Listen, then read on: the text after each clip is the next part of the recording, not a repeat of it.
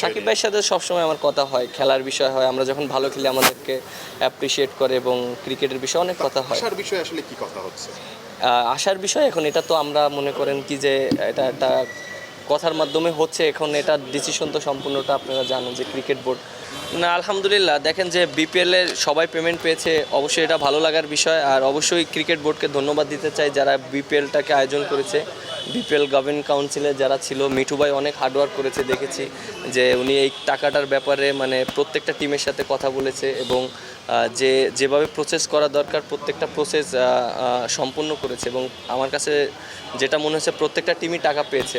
আর আজকে আমরা সিলেটও পেলো টাকা এবং প্রত্যেকটা প্লেয়ার অনেক হ্যাপি আছে। আর এবার বিপিএলটা অনেক ভালো হয়েছে। সব মশার বিরুদ্ধে সুরক্ষা দিতে এলো বসুন্ধরা এক্সট্রিম অ্যারোসল, মশার বিরুদ্ধে এক্সট্রিম সুরক্ষা। না, দেখেন যে বিসিএল এর যে প্রিপারেশনটা ছিল এটা একটা খুব ভালো একটা প্রিপারেশন ছিল আমার কাছে মনে হয়। আমরা ওখানে ম্যাচ খেলেছি, দেখেন রাজশাহী বগুড়া আমরা যেখানে খেলেছি উইকেটটা অনেক ভালো ছিল। দেখেন গতকালকে কিন্তু প্রায় 322-এর মতন চেঞ্জ হয়েছে। এটা একটা অবশ্যই ওয়ান ডে ফরম্যাটের জন্য এটা একটা পজিটিভ দিক এবং আমার কাছে মনে হয়। আর আপনি দেখেন বগুড়ার যেখানে খেলা হয়েছে ওখানে 300 রানের স্কোর হয়েছে। বাট আমি অনেক হ্যাপি যে এরকম বড় স্কোর হচ্ছে, ব্যাটসম্যানরা রান পাচ্ছে এবং সবাই একটা কম্পিটিশনের ভিতরে আছে। সো আমার কাছে মনে হয় এরকম যদি কম্পিটিশন থাকে দেশের ক্রিকেট আরও অনেক ডেভেলপ হবে। দেখেন এখন তো বিসিএল খেলা চলছে, এখন সামনে যেহেতু আমাদের ওডিআই অনেক ম্যাচ আছে, সো আমরা ওইভাবে প্ল্যান করব, আমরা ওইভাবে বসে একটা সুন্দর একটা সেট আপ করবো যেহেতু সামনে ওয়ার্ল্ড কাপ আছে।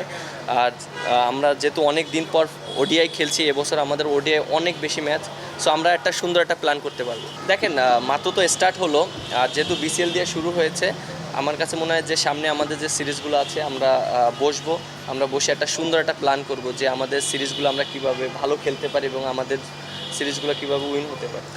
দেখেন আমরা যে ওডিআই ম্যাচগুলো খেলেছি অনেক গ্যাপে খেলেছি এবং তখন কিন্তু একটা ফোকাস ছিল যে টি-20 খেলাটা নিয়ে এবং বেশি আমরা টি-20 খেলেছি এবং আমরা যখন ওডিআই খেলেছি অনেক গ্যাপে আমরা খেলেছি। সো ওইভাবে প্ল্যানও করা হয়নি। বাট আমার কাছে মনে হয় যে জিনিসটা যেহেতু সামনে ওডিআই অনেক লং টাইমে আমাদের যেতে হবে এবং আমাদের অনেক খেলা আছে, সো আমরা সুন্দর একটা প্ল্যান করতে পারবো। দেখেন আপনি যেটা বললেন যে সাকিব ভাইয়ের যে ইস্যুটা, এটা তো সম্পূর্ণটা আমরা সবাই জানি।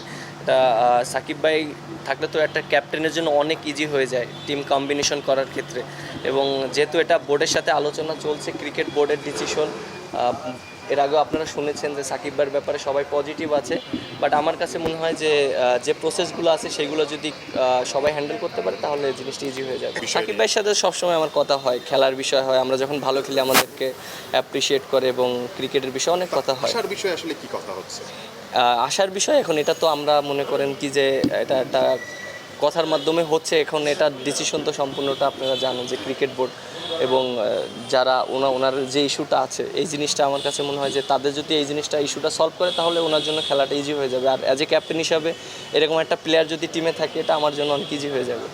For more updates, subscribe to our YouTube channel and click on the bell icon.